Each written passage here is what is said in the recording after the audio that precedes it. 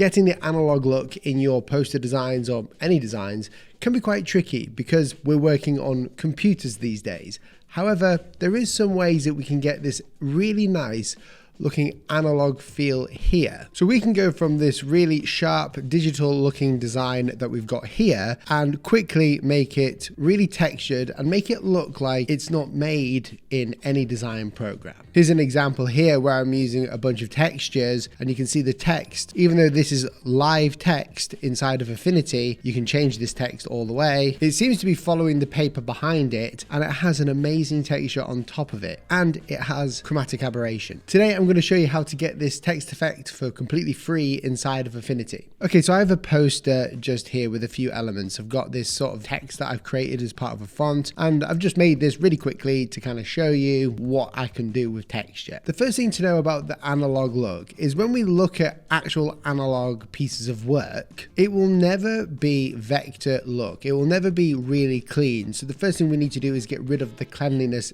throughout the whole image. And the way that I do that is by using a couple of filters. The first one is Gaussian blur. I want to apply a slight 1 pixel or 2 pixel Gaussian blur, and what that does is it instantly softens the image a little bit. If it's too much, you can just go back in and make it maybe 1 pixel. I'm going to 1.5. Let's do 1.5. I think that's the great middle ground here. We're going to do something weird. We're going to apply a sharpness filter on top of this. So go to unsharp mask, and we're just going to play around with this a little bit until I get the desired effect that I'm wanting. I'm just going to zoom in. You can see here on the radius we're getting this really nice analog film look here. Maybe the factor, just increase that slightly. I've zoomed in because I really want to get that halo effect that you see. That halo effect is where the analog film comes through. I'm going to change that Gaussian blur to, let's say, 1. So what's happening here is that the Gaussian filter is blurring it, then the sharpness filter is unblurring it, and it creates this little halo on the outside that you can see. Zoom right in, you can see it there. But this is only the first part. What else can we do here? Well, there's an amazing website that I like to use called Texturelabs, where you can get a bunch of paper textures, and I love paper texture. You can even get grid paper texture. So we just say grid paper, and you go ahead and download this in the largest form, and it's free for commercial use. What I want to do is apply this to the background of my actual artboard. So I'm going to go here and I'm going to go to my frame tool here, which you can find in layout, but I have my frame here. I'm going to create a frame like so, and I'm going to find one of these textures that I really like. Apply this. We're going to bring this picture frame right to the back just here, and I'm going to probably change the blend mode quite a bit. You can just go overlay a lot of the time with these blend modes and change the opacity if needed. That adds a subtle texture to the background. Now, but what about all the other work that we've got? Well, the work in the middle needs some work doing to it. I'm going to group all the elements here, all of this here, which is this part in the middle, and I'm going to select this. Then I'm going to drag in a new texture. I'm going to drag in like a halftone texture here. Nice. Here we've got the halftone texture. It's looking good, but I want to make sure it's masked to this main work. So I'm going to command click on this, press the mask button, and boom. And because this is 50% gray,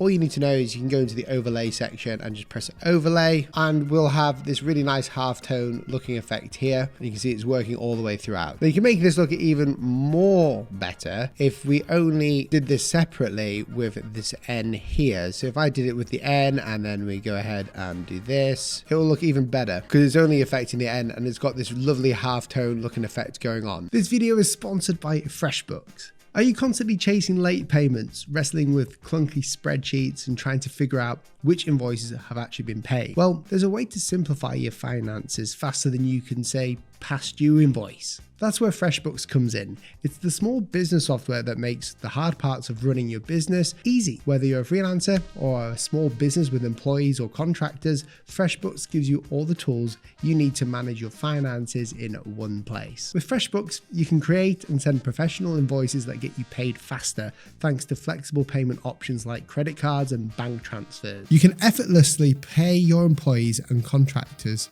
with FreshBooks Payroll. Collaborate seamlessly with your team and clients, manage expenses and track time with ease, and also generate powerful financial reports to keep a clear picture of your business. And most importantly, keep your books organized, all from a single intuitive platform.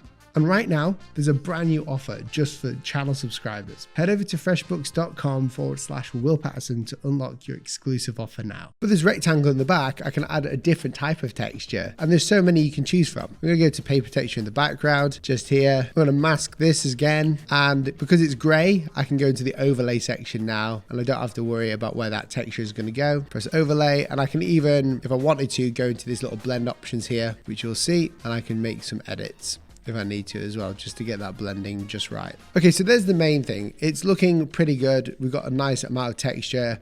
It's looking more analog than it ever has done, which is really nice. What about text though? I'm going to create a new artboard, and I'm going to essentially just steal the text that I did before. I'm going to bring in some graph paper here. I'm going to copy the film look. I'm going to put it on top of here. I'm going to copy this texture, text, bring it in, get it behind that film look. So we've got this sort of a halo effect happening there, which is really nice, but the text doesn't look very good yet. So what do we do? Well, Affinity's got a really cool feature called live displace. What we want to do is make this text wrap around some of this texture in the background, and we can do this through the live filters. Some of it is being cut off with my screen recording, but you should see displace in here. There you go, displace. Now, what this does is it displaces the image or the vector based on the thing behind it, or from a file that you load. But the cool thing is we can just press it from behind, and it will take the layer that's from behind, and it will create, as you saw there, a texture from behind, and it roughens this texture up really nicely. You see all these little intricate parts here? That's what we're looking for. But what about the actual texture on the inside? Well, if you don't want to bring in a texture from outside, then I'm going to simply click this, and we're going to go to the live halftone texture. And it'll look a bit strange at first, but don't worry, just go straight to the blend mode, and we can choose one of these blend modes at work, and we can change the cell size, the contrast, and I'm even going to change the blend mode again to get what I want. There's plenty of them. That's one way of doing it. Or we can simply bring in another texture, which I want to do now. We're going to bring in this texture over the top, and we're going to just drag it into the texture part here, and change the opacity to overlay again, and we can even change more of this to change it up. Now this looks great, but there's one thing that's missing that is very subtle a lot of the time when it's digital media, which is chromatic aberration, and Affinity does this really well. All we're going to do is select the entire artboard, and we're going to go to live filters again, and we're going to go down to glitch, and glitch is a really cool effect because we've got aberration, distortion that we can apply. I'm going to zoom in because we want a very subtle, you can see when I increase that, it creates what's known as aberration. We want this to be like 2%, maybe 3. There we go, 3 looks good. And it creates this subtle shift here on the right hand side that you can see where it goes a bit yellow, blue, and it shifts the colors. Now the great thing about this is I can duplicate this text, and I can just change it, move it. It's non-destructive. Everything is in here. I've got everything that I need to actually design and do stuff. I can even like create a shape like so, and we can apply the same effects to this as well by just dragging it in. So I can drag this in, place inside. There we go. Even add the texture into this if we wanted to. So it doesn't have to be a halftone. We can just add another paper texture. Change that to overlay. And you can see here the displacement is working really nicely. When I change the position of this rectangle, it's going to change everything around it, and it goes a bit pixelated because it's doing a lot of heavy work for a live filter. So that's how you get the analog look in Affinity. Even when you're zooming right in, you can see it looks like it's printed. Nothing's ever perfect when it comes to texture, but especially in a digital environment. But this is one solid way of doing it. If you enjoyed this tutorial, subscribe, and I'll catch you in the next one.